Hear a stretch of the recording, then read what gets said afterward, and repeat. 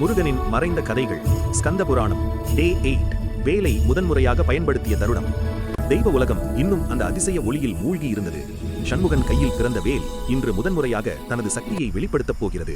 அவன் சிறிய விரல்கள் வேலின் தண்டை தொட்ட நொடியில் அது ஒரு குழந்தையின் தொடுதல் அல்ல, அது பிரபஞ்சத்தின் உரிமையாளனின் தொடுதல். வேல் மெதுவாக அதிர்ந்தது, அதன் முனையில் ஒளி சுழன்றது. அந்த ஒளி வானத்தை நோக்கி பாய்ந்தது.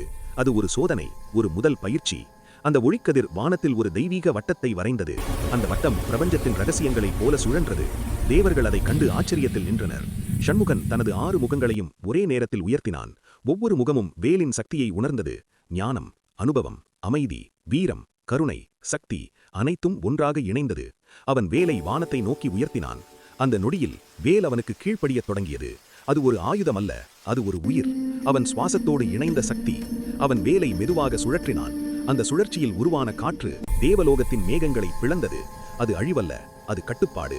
அவன் சக்தியை எப்படி செலுத்த வேண்டும் என்பதை கற்றுக்கொண்டான். அந்த முதல் பயிற்சி முடிந்தபோது சண்முகன் கண்களில் ஒரு புதிய நம்பிக்கை பிறந்தது.